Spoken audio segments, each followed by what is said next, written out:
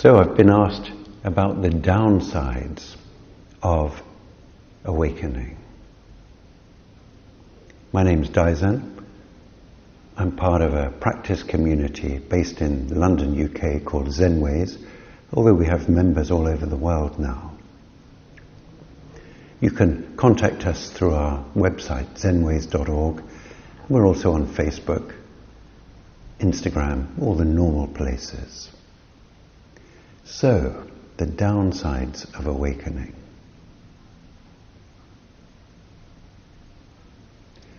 The awakening process is essentially a letting go process. It's been called somewhat dramatically in Zen a great death. And it has a lot in common with the dying process. During the dying process, nature causes us to let go more and more and more until we let go entirely. In this process, we let go similarly, but there's also a kind of a rebirth as well. We kind of end up a newborn person in a newborn world, and that new birth is a kind of a continuous new birth. It goes on and on and on. It's not like one-time birth. Now, we can, particularly in the early stages, we can feel rather newborn, rather delicate, rather exposed, and the world can rather sort of stamp in on you. And so it's important to take things very gently if you're in that kind of condition. Things can shift a lot energetically during these awakening phases. And again, it's very important to have your bodily energetics such that there's a grounding and a strength within your system, so that these shifts and changes can happen in a sustainable way. We've covered this quite thoroughly, or at least the basics are there in Practical Zen, the white book. Have a look in there if you feel like you need to do a little bit more with that basic energetic structure. We have a saying that permeates Zen and East Asian culture generally: the person of the world gains something every day. The person of the way loses something every day. In this letting go, there can be a tremendous sense of loss. There can be a sense of feeling bereft. There can be a sense of the world slipping through your fingers. And it can be disorientating, confusing. Navigating the world becomes different. It becomes different because your relationship to the world shifts from one of grip to one of openness. Now, as we let go, we also let come, necessarily. Nature abhors a vacuum and all that. But the letting come can basically take a little while to become obvious. And the letting go can be a predominant sort of quality for a while. So again, it's important to take it gently, to take it really, give yourself all the time you need to kind of readjust, to let things settle and balance. As you let go and also let come. The very graphic, beautiful term that the Buddha himself uses for this is you enter the stream. Your life goes from being a block to being a flow. Open hands, open flow. Take all the time you need to settle into this letting go and letting come, to let yourself truly enter the stream. As you do, this new relationship to reality begins to really become yours, to really dawn. Now, this is very often when the real work begins. And this can be perceived as the real downside of this whole thing.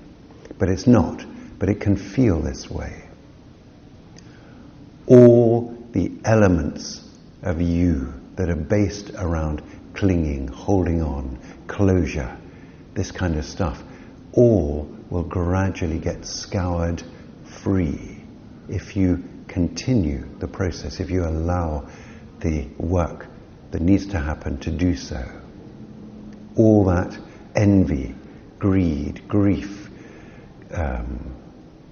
fury, frustration, clinginess, all that stuff kind of begins to manifest. It can seem like your whole life goes under review. It can be extremely uncomfortable. And sometimes people turn away.